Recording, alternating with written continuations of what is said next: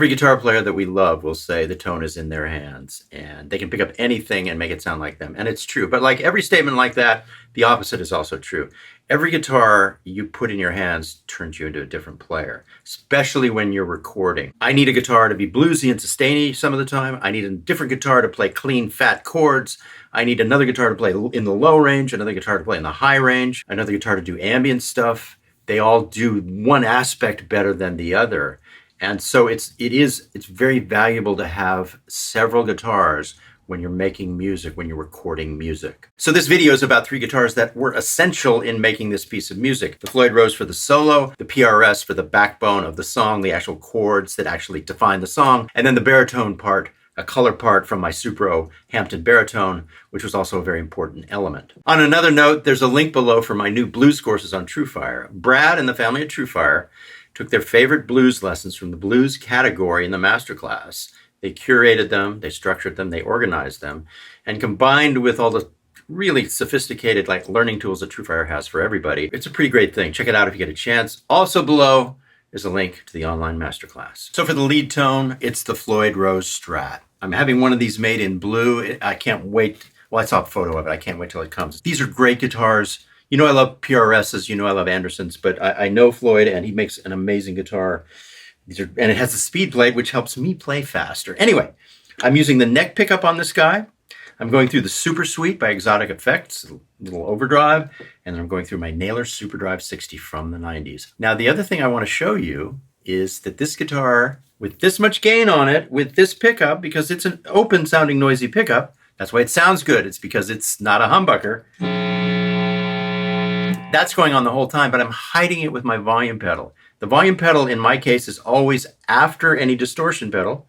Super Suite's in front of it, and then the volume pedal, and the delays are after. Have all your distortions in front of the volume pedal, any delays and reverbs afterwards, and that way they'll function the way they're supposed to in a kind of clean way. They won't load up on themselves. And I will dry this up to show you. But don't worry, the thing is, this is a good sound, but inherent in this good sound is all that noise. But you can't have one without the other. You can't have this open, really cool sounding Stevie Ray Vaughan Hendrixy pickup and have it sound that good and be that open, single coil style, and have this much gain and not have the noise. So in whatever device you're using, be it the Kemper or Helix, whatever, there's probably a gate on any lead sound that'll do the same thing that my volume pedal is doing. But if you get a volume pedal and you start making it part of your daily routine, then you won't ever have to worry about that stuff. And then it becomes part of your kind of arsenal of tools, and the noise will never matter again. If I didn't tell you, you would think this guitar is totally silent, but it's not. It's got all that in it. So never let the noise frustrate you. Just find a way to hide it. So you might say, why not just use a noiseless pickup? Noiseless pickups have gotten amazing lately. I've got some in a few guitars, and for certain studio situations where you need to sound like a Strat but be totally quiet, they are essential. But I still feel like the vintage noisy pickup has a little bit of a more open tone. So it's an aesthetic choice. And with my volume pedal, I can pretty much hide the noise. Signal to noise is always great when you're using a volume pedal, just to wipe it out every time you stop a phrase. And that's what I do.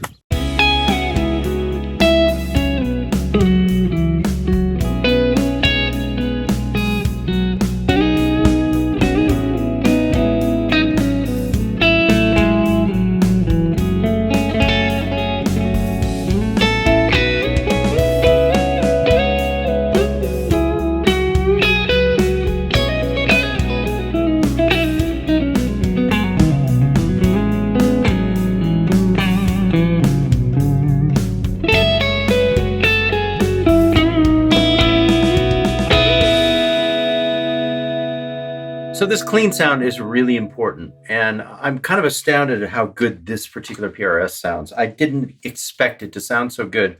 I ordered it. I waited 6 months. I had a pretty fancy amount of stuff put on it.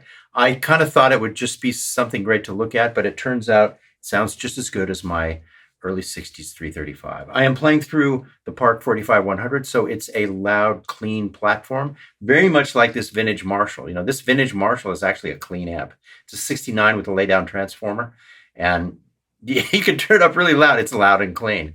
I have some compression on. Also, what's very important, the delays have modulation, so they rub against the actual original signal. And that makes it spatial. Now, it doesn't matter which pickup I use. I kind of like the middle. Now, here's the most important point of this. The softer you play, the better the clean sound sounds. And in order for you to play soft, you have to turn it up way loud in the track, out of perspective loud in the track. I'll just turn it up in the room a little bit so that I naturally play softer.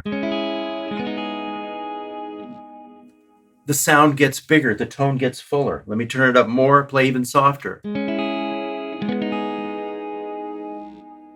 That to me is it. And it's only because I'm so loud in the environment that I'm playing super soft.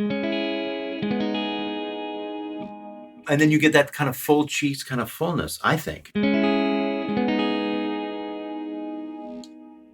I let the bass do the traveling. I love to do a simple chord change and let the bass create polychords underneath. So that's exactly what's happening here. Another very important thing that helps with a tone like this is to have a softer pick. I use a very heavy, sharp pick for leads, but not for this.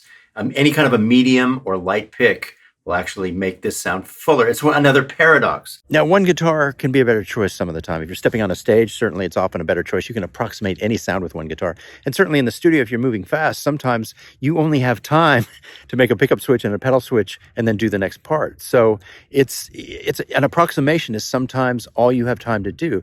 But if you're kind of stretching out in the studio and overdubbing, the people I know, even if they play one guitar on stage, even big guitar artists, they try everything in the studio. Like they might have a vintage Strat, or the producer might bring their guitars along. You try everything that's around you to try and squeeze the last, inch out of every sound if you have the time and you have to have the stuff around you. But that's in the studio. Live, one guitar works. And also in the studio, if you're under the gun and trying to get one song done really, really fast, then you can get a lot out of one guitar. So it works both ways.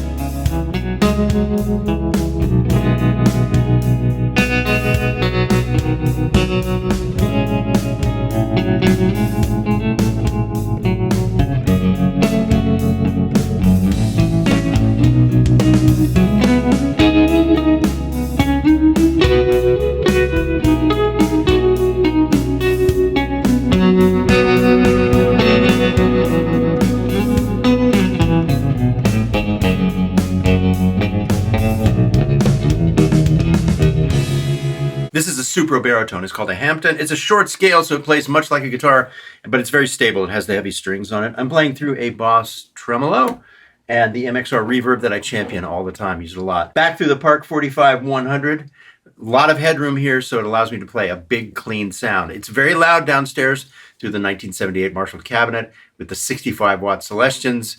Those are a little more hi-fi than 25 or 30, so that's part of it too.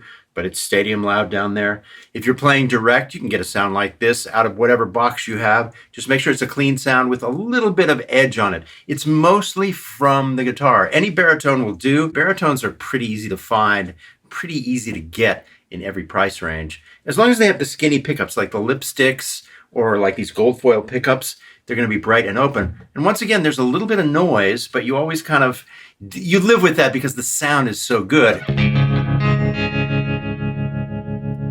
And the secret with a guitar like this is to play near the bridge. If I play in the middle here, it's nice, it's warm. But in a track, to hear all the notes, if I go back by the bridge, you can really hear it. You can hear the strings, like the metal in the strings, it seems like. A couple of things make the Barry electric guitar really magical.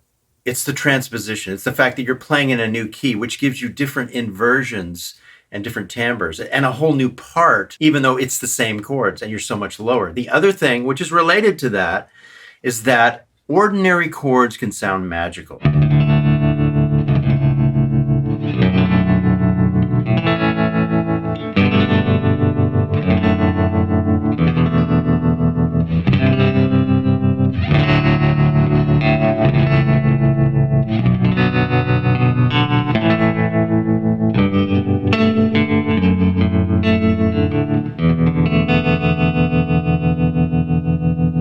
perfect opportunity to talk about the fact that guitars ask us to play a certain way. That Floyd Rose guitar with that sound through that amp asks me to play a certain way. The PRS, the same thing with that clean sound and that simple part. This asks me to play a certain way also. And certainly the reverb and the tremolo have a lot to do with it, but simple things sound better.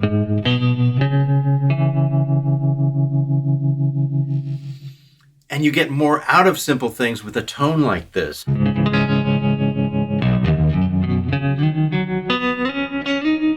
When you play a sound like this, you really want to let the notes sing and sustain and stretch so that you hear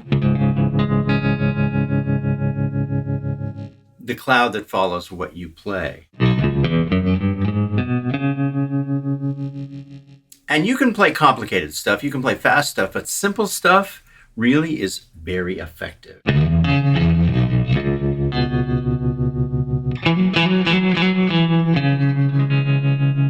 Now, gold foil pickups were on a lot of the inexpensive guitars of the 60s. They've come back into vogue. I have a couple of guitars with them and they sound fantastic.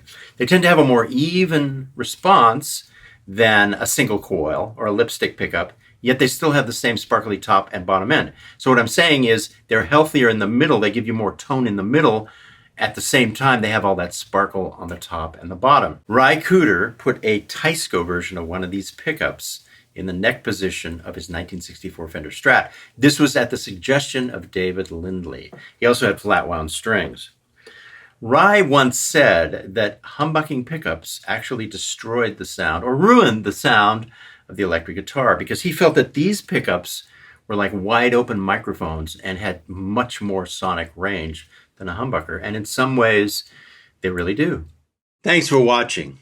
If you haven't subscribed yet, please hit the subscribe button and ring the bell. If you are a subscriber, please ring the bell. It lets us let you know every time a new video is released. You can also support us by clicking the link below for the online masterclass. As I always say, we're up to over 100 hours of lessons and content, over 1,000 videos. There's a 14-day free trial. Take your time, take a long look. We'd love to have you join us.